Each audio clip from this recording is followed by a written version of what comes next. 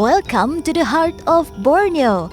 Jom sertai kami untuk kita melihat sendiri keindahan dan juga keunikan di Sabah pada bulan keamatan. Sambil tu, kita terokai bagaimana pesta menuai ini menyatukan masyarakat yang pelbagai kaum di Sabah. Perjalanan dari lapangan terbang antarabangsa Kuching Sarawak ke lapangan terbang antarabangsa Kota Kinabalu mengambil masa dalam 1 jam 25 minit.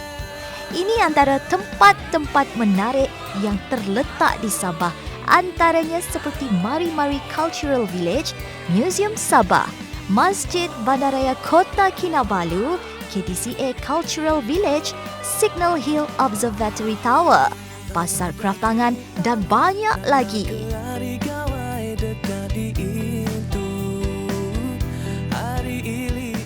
Hai, Assalamualaikum. Saya Karzari Afindi. Sekarang sudah berada di Sabah ni guys. Mimpanau bah kita. Kamu semua sehatkah? So Zarif sekarang ni nak bawa anda untuk explore negeri di bawah Bayu. Dan kita nak lihat sendiri macam mana sebenarnya festival keamatan. Dan juga kita nak tahu tradisi mereka. Tapi sebelum tu, Zarif nak call Zarif punya member dulu. Boleh? Okey. Selamat datang menuju barat temuai. Bergulai mekitai semuanya buat keruai. Tu memang ya kita. Hidup segulai sama sejalan. Ini dia personality yang saya maksudkan tadi guys. Kawan saya ni. Okey. So beliau merupakan Unduk Ngadau finalis pada tahun 2022 dan mendapat tempat ke-6 pada tahun 2022 dan juga tempat pertama di daerah Kota Marudu pada tahun 2022 juga guys. So kita nak ucapkan tahniah dan syabas sekali lagi buat Eva kerana telah menjuarai itu Eva, dan senang jugalah untuk Zarif dan juga penonton tahu serba sedikit mengenai festival keamatan ataupun Unduk Ngadau sendiri. Eva, mimpanau bagi kita. Kopi box yang di kawasan Komunikasi Yoku Eva Natisani.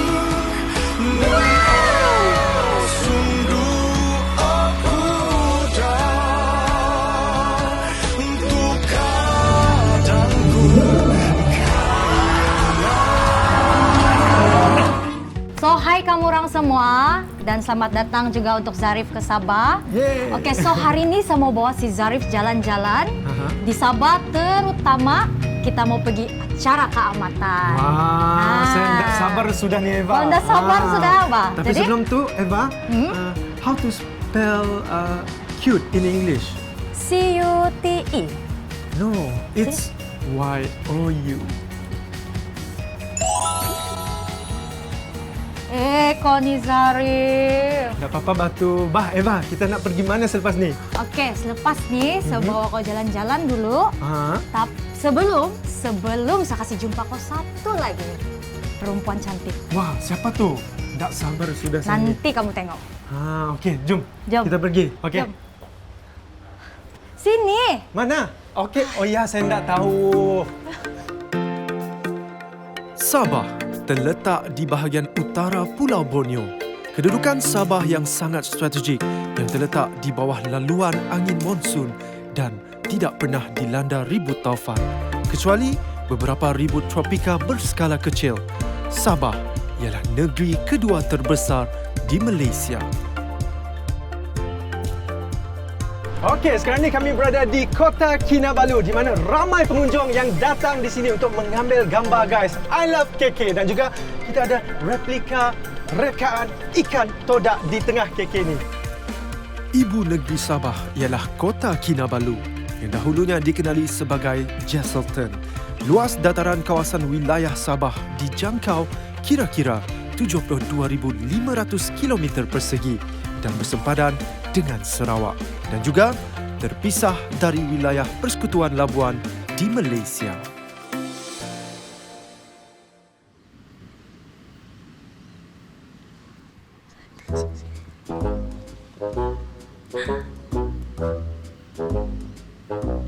Macam dia.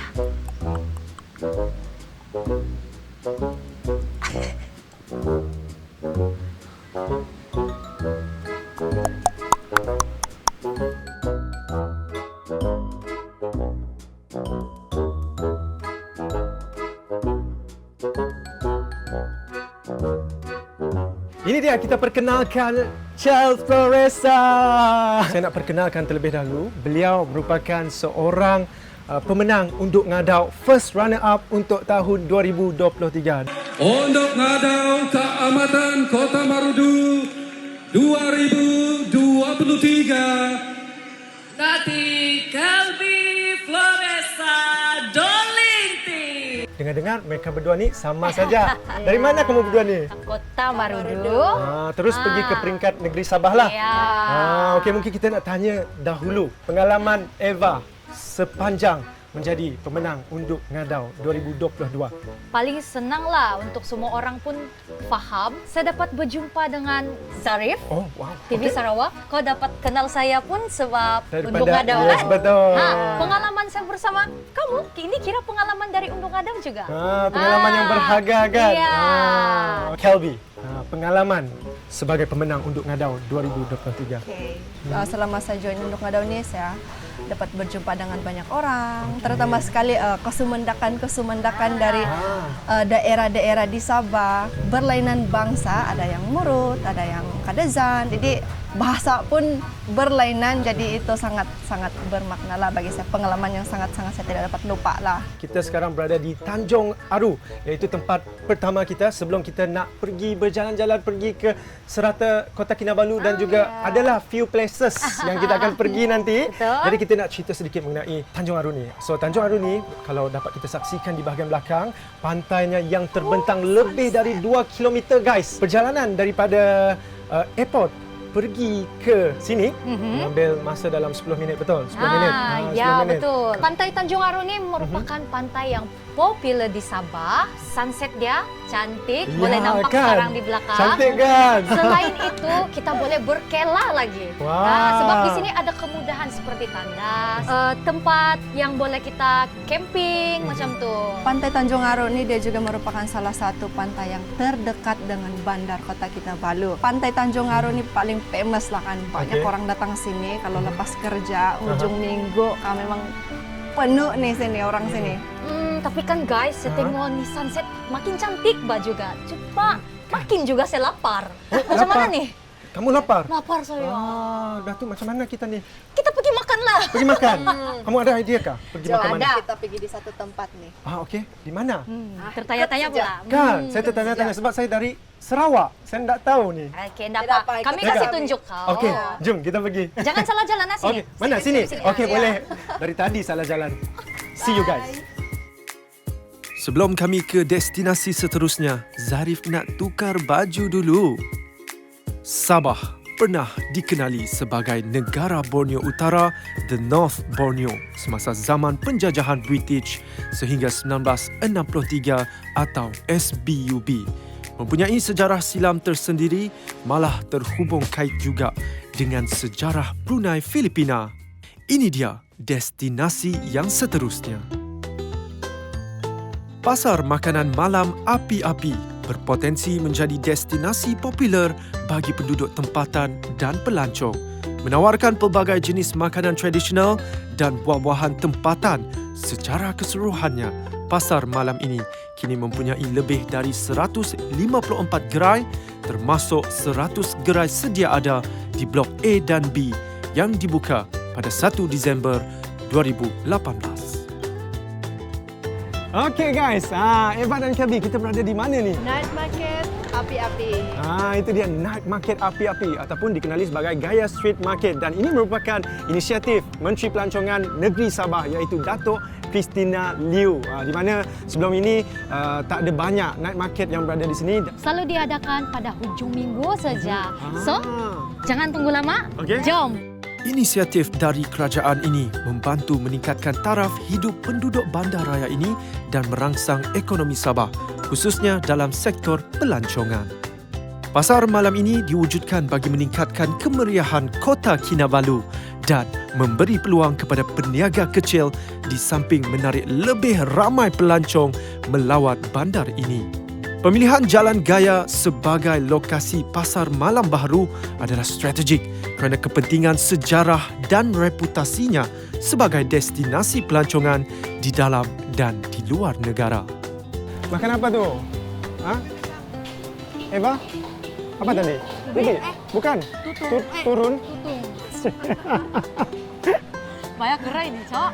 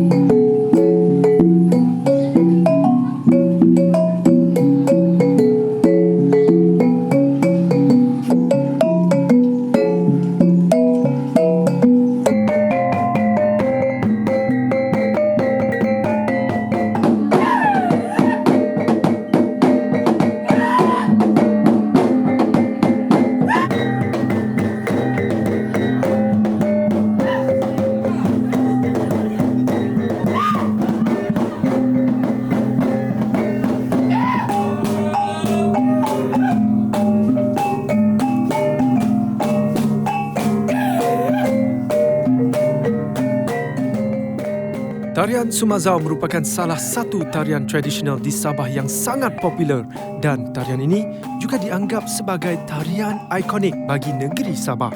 Tarian ini selalu ataupun sering dipersembahkan ketika sambutan pesta keamatan dan majlis-majlis tertentu seperti majlis perkahwinan, keramaian dan majlis-majlis rasmi. Walaupun tarian ini kini banyak dipersembahkan ketika majlis keramaian, namun tujuan asal tarian Sumazau ini dipersembahkan ialah untuk menyambut kedatangan Bambazon, iaitu semangat padi yang mana biasanya dilakukan selepas selesai aktiviti menuai padi.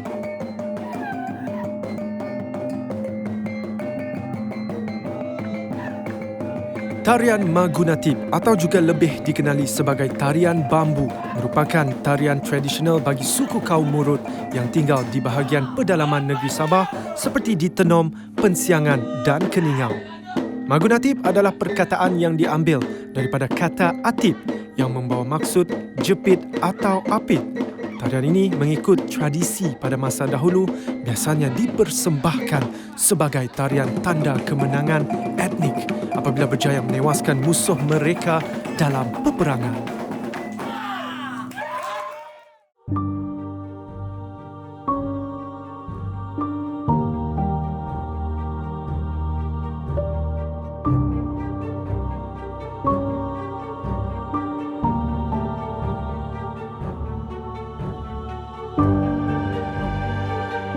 Okay guys, so sekarang ni kita berada di Monsopiat Heritage Village dan bersama dengan kita sekarang ini Muhammad Anwar Afandi yang juga pekerja di sini. Dan apa sebenarnya tempat ni bang? Tempat ni di sini adalah tempat simpan kepala yang pernah dipotong oleh pahlawan Monsopiat. Oh, okey.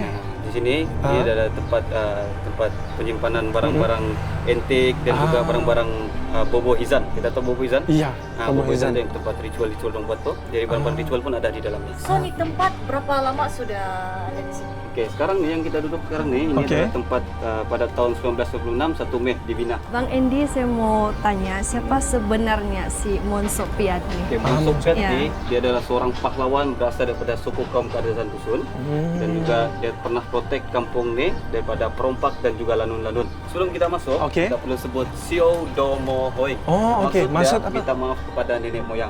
Sio Do Mo Hoi. Sio Do Mo Hoi. Sio Do Mo Hoi. Suang Payahai. Barangan antik yang ada di depan kita sekarang ni, adakah ini merupakan barangan antik warisan daripada keluarga Monsopiat atau macam mana? Warisan daripada keturunan Monsopiat juga, tapi digunakan sebagai keranda orang dulu-dulu. Bila ada satu kematian daripada kalangan keluarga orang, dan mayat tu dia akan dibuat satu ritual untuk oleh Bobo Hizan dahulu dan disumbatkan ke dalam.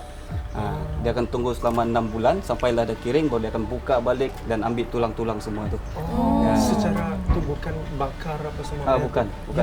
Macam mana boleh muat dalam ni? Dia akan buat satu ritual untuk lembutkan tulang-tulang orang. Ada ritual dalam. Pedang Monsopiat tu yang kita nampak itu adalah pedang untuk potong kepala-kepala orang tu. Seperti perompak dan juga lanun-lanun macam saya cakap tadi. So maksudnya macam pedang tadi untuk tengkorak ni, jadi bagaimana cara mereka ada ritual juga. Ya, Tidak, dia akan potong terus bila dia sudah bunuh, dia akan potong kepala orang tu dan dia bawa balik ke rumah. Nah, itulah guys, kamu tidak boleh kacau sembarangan orang Sabah nih. Macam saya, kalau kacau saya punya, Jangan marah. selama abang kerja sini, pernahkah rasa something bila Ya. masuk sini? Yang first kali datang kerja sini, situ memang kerap rasa macam tidak berpanggam lah, kepala demam, Oh ya. sakit tu, Okey. barang-barang boboizan yang pernah digunakan. Okey. Seperti sindabang, kobongo, usungan dan juga kidong konyo. Dia untuk memanggil roh dan juga untuk berconnection dengan roh yang dia mau dan juga boleh pegang macam kinau kondio tu. Bila kita pegang, mata kita akan terbuka, kita boleh nampak roh-roh keliling kita. Ritual boboizan ni sudah di sini tidak ada lagi. Ya, belum lagi paling ada. last adalah tahun 2000. Tapi kalau di kawasan Kampung Musopet ni, di Kampung Kuai ni, dia sudah ditamatkan lagi lah. Dia tidak buat lagi ritual tersebut. So tapi sebenarnya program Mimpanau Keamatan Sabah ni bertuah sebab kita akan membincangkan juga mengenai Bobo Hizan ni bang. Okey, di sini Musopet Heritage Village, dia ada seorang pahlawan yang bernama Mon Sopiat. Dia telah memegang sebanyak 42 kepala lah.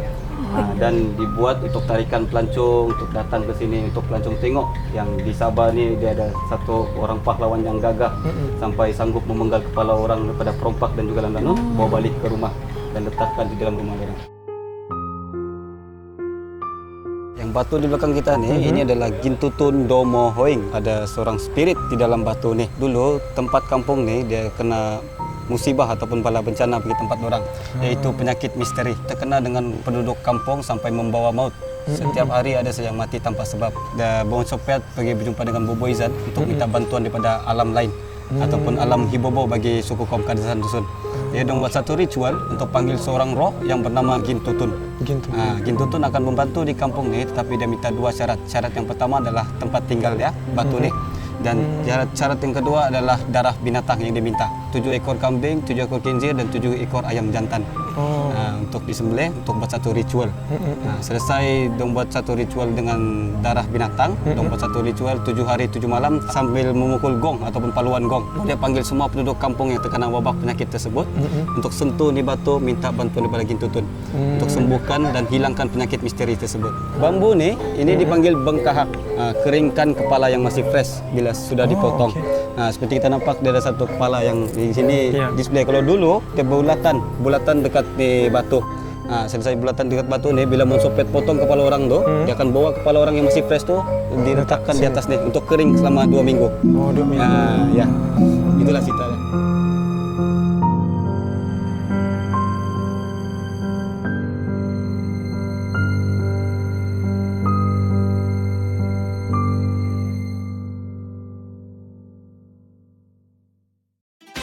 Selain dari sejarah-sejarah yang kita boleh ketahui di Mon Sopiat Heritage Village ini, di sini juga banyak tarikan lain.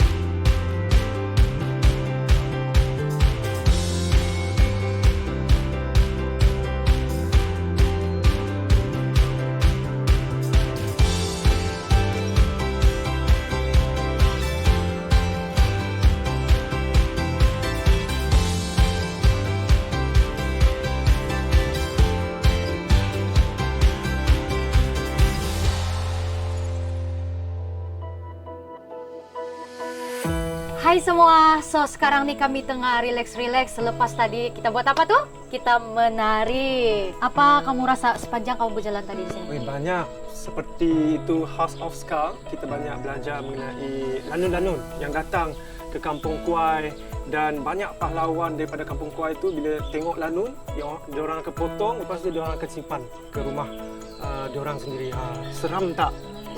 Saya mau memperkenalkan kamu, yaitu Didi Cassandra, merupakan Unduk Ngadau Ranau 2022 dan merupakan top 3 Unduk Ngadau Negeri 2022. Halo, hai Nangan. Kita mungkin nak tanyalah dengan Didi Cassandra mengenai pengalaman sebagai top 3 Unduk Ngadau 2022. Very fun lah, syok dapat jumpa of course saya punya batchmate untuk sama-sama unduk kami, dan juga dia punya experience tu mahal. Ada banyak yang tradisi-tradisi, benda-benda yang saya sendiri tidak tahu dalam saya punya tradisi, saya boleh belajar masa saya di Unduk Ngadau lah. Nah, itu dia pengalaman daripada. Saya mau tanya si Didi, berapa umur sekarang? 20. Tambah 4. Oke, jadi ikut Unduk Ngadau ini kan limitnya sampai 28 tahun. Jadi Didi mau comeback lagi kan dalam Unduk Ngadau? Wah, susah itu salah nih. Tahu mungkin, tapi saya tidak janji. Mungkin lah. Oh, dia boleh daerah comeback. mana tuh? Boleh. Daerah masih. mana? Daerah kalau sekarang saya boleh ikut Penampang sebab mama saya dari Penampang. Dan juga kalau yang macam terbuka mungkin di BKK lah. Tapi tengoklah kalau masih ada rezeki, ada Pasti ada tuh. hati, beli saya pergi. Kau sama batch Unduk Ngadau kau, kamu rapat kah? Oi, kita rapat ada? Rapat. Terlampau rapat. Rapat. Oh, Sampai jadi kalau rapat sampai rumah dong pun saya. macam dia pernah tidur di rumah sana di KM Ban. Iya. Di kata Marudu sana. Jadi mungkin kamu nih rapat mustahil kamu tidak grup kan? Ada grup apa kah? Grup Saya mau Orange. tanya grup Telegram kamu. Kenapa? Kenapa grup Telegram? Boleh share. Sebab saya biasa sudah dengar WhatsApp punya kan, saya mau tahu yang Telegram punya. Ada apa Telegram apa yang kamu tahu? Saya mau tahu nama grup Oh, WhatsApp nama kamu. grup. Okey. Nama grup Telegram kami itu nama dia Rekan-rekan Seperjuangan Unduk. Panjang. Sangat panjang lah Rekan-rekan kan. Seperjuangan Unduk 2022. Okey, mungkin kita nak tanya jugalah mengenai mungkin dalam tempoh 3 ke 5 tahun nanti bagaimana perancangan selepas bergelar Unduk Ngadau 2022 mungkin. Okay, untuk saya rancangan saya tidak stop di 2022 saja. Okey. Dan saya sekarang juga dibawa ada kena panggil PUNS, Persatuan Unduk Ngadau Sabah. Dan juga untuk ini persatuan dia ada banyak dorang punya macam charity ataupun dapat tolong orang, give back lah. Jadi tidak stop di 2022 saja, tapi kami tetap mendalami, mempelajari banyak lagi tentang tradisi kami. Itulah di dalam Persatuan Unduk Ngadau Sabah. Wah, itu dia mungkin last sekali harapan. Jangan hanya kamu tengok Unduk Ngadau ataupun MRK ini hanya untuk bertanding cantik-cantik saja. Tetapi sebagai satu platform untuk macam saya tidak berapa pandai ibunda, bahasa ibunda. Tapi lepas saja saya masuk menyertai ini Unduk Ngadau, saya dapat mempelajari lagi banyak lah. Wah, itu dia harapan Didi. Dan kita nak ucapkan ribuan terima kasih kerana telah bersama dengan kami. Kita akan berjumpa pada episod yang seterusnya. Jadi kita sekarang ni kita nak habiskan di Monsopiat Heritage Village. Dengan itu, guys, trademark kita macam biasa, Mimpanau Keamatan Sabah.